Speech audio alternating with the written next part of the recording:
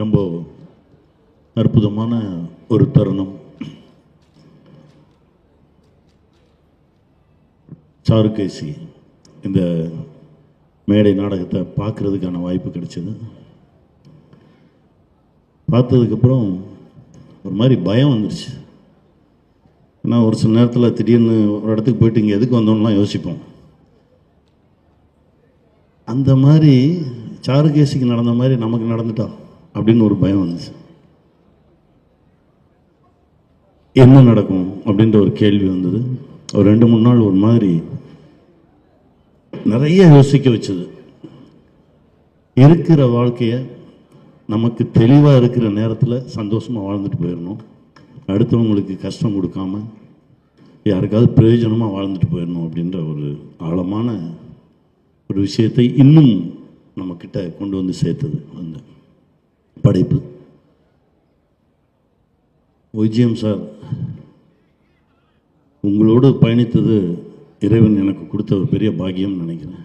ஏன்னா ரொம்ப உண்மையாகவும் நேர்மையாகவும் ஒழுக்கமாகவும் இருக்கவங்கள சினிமா எப்பவும் விடவே விடாது. அப்படி ஒரு மனிதரை நான் பார்த்தேன்.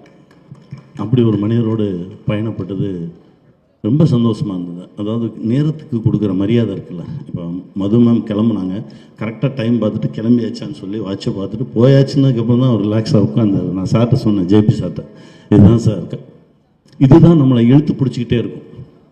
எங்கே போனாலும் 10 நிமிஷம் முன்னாடி போகணும் அப்படின்னு என் குருநாதர் சொல்லுவார். அந்த 10 நிமிஷம் முன்னாடி போனதான் என் வாழ்க்கையே மாற்றுச்சு. நாடோடிகள் கதை சொல்ல போகிறேன். 10 மணிக்கு எனக்கு நேரம் கொடுத்துருக்காங்க. 9:45 போயிட்டு நான் கீழேருந்து ஒரு மெசேஜ் பண்ணுறேன், சார் நான் வந்துட்டேன், இன்னும் 10 நிமிஷத்தில் மேலே வந்துடுறேன் அப்படின்னு. போய் கதவை தட்டினோடனே, கதவை திறந்தோடனே சொன்னார், இந்த படம் நம்ம பண்ணுறோம், இப்போ கதை சொல்லுங்கள் அப்படின்னாரு. என்னங்க கதையை கேட்கல அப்படின்னு.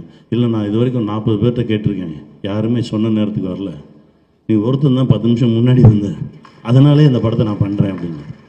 அந்த நேரத்துக்கு மரியாதை கொடுக்குறவங்கள பார்க்கும்போது எனக்கு அவ்வளோ பிடிக்கும். அப்படி தான் நான் சாரை பார்த்தேன். என் குருநாதரோட வேறொரு உருவமாக தான் பார்க்குறேன். ரொம்ப சந்தோஷம் சார், இந்த படம் மிகப்பெரிய வெற்றி பெறும். உங்களுடைய உழைப்பு, உங்களுடைய ஞாபக சக்தி. நான் அந்த மேடையில் அந்த நாடகம் பார்க்கும்போது உங்களை தான் ரசிச்சுக்கிட்டே இருந்தேன், உங்களை பார்த்துக்கிட்டே இருந்தேன். அவ்வளோ சந்தோஷமாக இருந்தது. எல்லாம் முடிஞ்சிருச்சு. அப்புறம் சுரேஷ் அண்ணன் கூப்பிட்டாரு. சுரேஷ் அண்ணனை பற்றி சொல்லணும்னா, நான் படித்த பள்ளியில் எனக்கு முன்னாள் மாணவர் அவர்.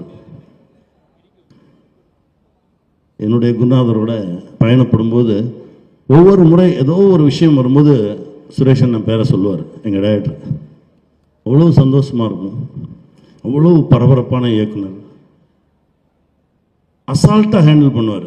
அப்போ தான் தெரிஞ்சது இதெல்லாம் டைரக்டர்கிட்ட இருந்து தான் வந்திருக்கு அப்படின்னு. ஏன்னா இந்த ஷூட் போகும்போது ஒன்றும் இல்லை, நீ வா நெல் உட்கார், ஏன் பதட்டமாதிர அப்படின்னு சொல்லி முதல்ல கொண்டு போய் மேம் முன்னாடி உட்கார வச்சிட்டாங்க. எனக்கு அவங்கள பார்த்தாலே பயம். முதல் ஷாட்டை சுகாசினி மேம் கிட்ட போய் இப்படி பார்த்து பேசணும். எனக்கு அண்ணே எனக்கு முதல்ல தனியாக ஏதாவது எடுங்கண்ணே, கொஞ்சம் நான் வார்ம் அப் பண்ணிட்டு வரேன் அப்படின்னு. பேச வந்துடும் அப்படின்னு. அப்படி எடுத்துகிட்டு போய் எனக்கு ஆனால் உங்களோட இருக்கும்போது டைரக்டரோட இருந்த மாதிரி தான் ஒரு ஃபீல் இருந்தது. நம்ம டைரக்டரோட பேசிகிட்டு இருந்த மாதிரி, நம்ம டைரக்டரோட ஒர்க் பண்ண மாதிரி தான் ஒரு உணர்வு இருந்தது. இந்த நேரத்தில் என் குருநாதர் கே பாலச்சந்தர் அவர்களுக்கு மனமார்ந்த நன்றியை சொல்லிக்கிறேன். ஏன்னா அப்படி ஒரு குரு கிடைச்சதுக்கு நாங்கள்லாம் கொடுத்து வச்சுருக்கணும். ஏன்னா ஒவ்வொரு நாளும் என்னுடைய சின்ன சின்ன இயக்கத்திலும் எங்கள் டைரக்டர் இருப்பார். அவரை பற்றி பேசாத நாளே கிடையாது. ஏதோ ஒரு ரூபத்தில் எங்களுக்குள்ளெல்லாம் கலந்துருக்கார், அப்படி தான் நான் நினைப்பேன். அப்புறம் இதில் இருக்க எல்லாமே என் சொந்தம்தான். எல்லாத்தையும் ஆரம்பிச்சேன்னா போயிட்டே இருக்கும்.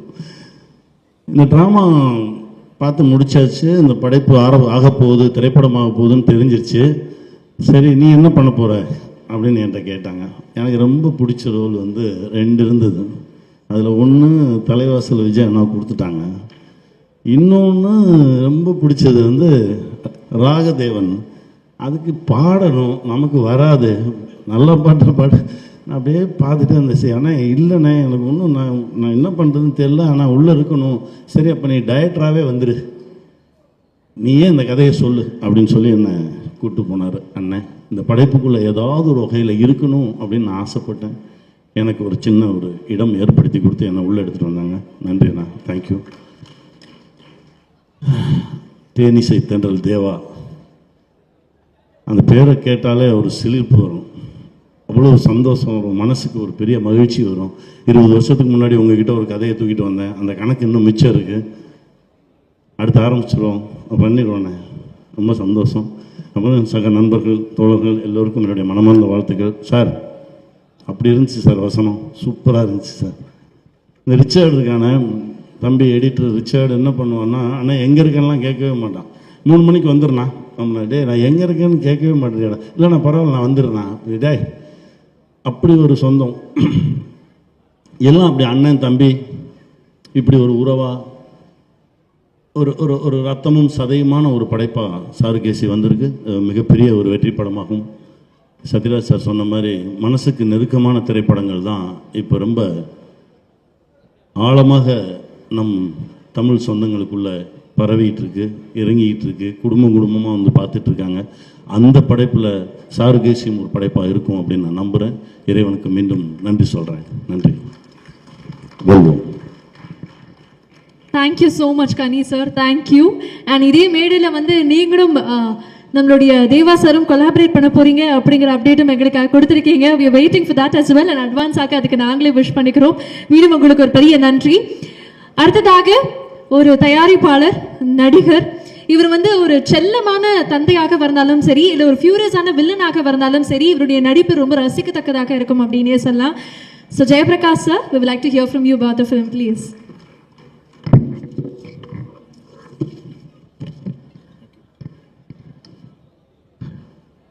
வந்திருக்கும் அனைவருக்கும் வணக்கம். இந்த ட்ரெய்லர் பார்க்கும்போது தான் இந்த படத்தோட கதை என்னங்கிறதே எனக்கு தெரியும். என்னென்னா, நான் ஒரு சின்ன கேரக்டர் பண்ணியிருக்கேன், ஆனால் அந்த ட்ரெய்லர் பார்த்த உடனே ஒரு பெரிய தாக்கமே நமக்குள்ளே ஏற்படுத்துது. இம்மீடியட்டாக கனெக்ட் ஆக முடியுது. இதுக்குள்ளே வரத்துக்கு எனக்கு வாய்ப்பு கொடுத்த எங்கள் டைரக்டர் சுரேஷ் கிருஷ்ணா சாருக்கும் முதல்ல நான் நன்றியை சொல்லிக்கிறேன்.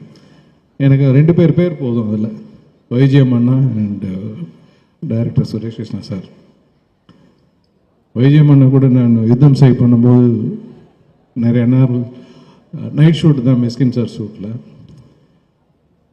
அவர் ரொம்ப நல்லா விசில் அடிப்பாருங்கிறது உங்களை எல்லாருக்கும் தெரிஞ்சிருக்கும்னு நினைக்கிறேன். பட் நான் அதை அனுபவிச்சிருக்கேன். அந்த நைட் ஷூட்டில் ஒரு பிசுறு தட்டாமல் அவ்வளோ அற்புதமாக விசில் அடிப்பார். நம்மளுக்கு சின்னோண்டு எதாவது பண்ண தெரிஞ்சாலே நம்ம ஒரு புறத்தை மட்டும் அடிப்போம், அவ்வளோ அற்புதமாக பண்ணுவாங்க. ஆனால் அது எத்தனை பேர் தெரியும்னு தெரில. பட் நான் அந்த ஷூட்டில் முழுமையாக அதை ரசிச்சிருக்கேன். அவர் விசில் அடிக்கும்போது நான் மைக்கை பிடிப்பேன். ஏன்னா யூனிட்டில் வேலை பார்க்குற அத்தனை பேருக்கும் அது அவ்வளோ ஒரு உற்சாகத்தை கொடுக்கும். எப்படி இது செய்கிறீங்கன்னா, எனக்கு பாடணுன்னு ரொம்ப ஆசை ஜெபி, பட் எனக்கு பாட வராது. அதனால் விசில் அடிக்க ஆரம்பித்து அது அப்படியே செட் ஆகிடுச்சு அப்படின்னு ரொம்ப கேஷுவலாக அது சொன்னார்.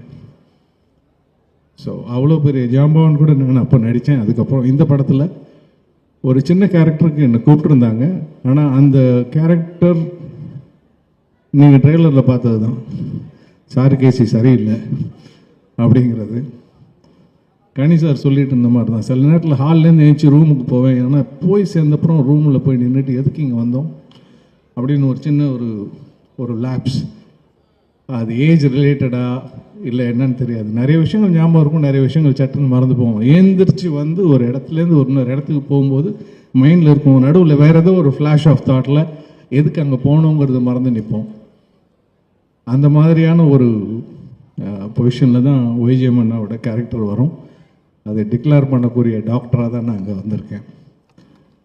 நான் வேலை பார்த்த அந்த சந்தோஷமான தருணங்கள், தலைவாசல் விஜய் சார், வைஜிஎம் அண்ணா, இவங்க கூட தான் என்னோடய combination. And director Suresh Krishna சார்கிட்ட நான் வேலை பார்த்தேங்கிறது எனக்கு மிகப்பெரிய கௌரவம். எனக்கு அவர் பேர் அவ்வளோ பெரிய மரியாதை உண்டு. அசாத்தியமான படங்கள்லாம் பண்ணிவிட்டு ரொம்ப ரொம்ப எளிமையாக அதை பற்றிலாம் எதுவும் அது எப்படி அந்த தன்னடக்கம் வருதுன்னா தெரியல. அது இயல்புலே இருக்க போல இருக்காது.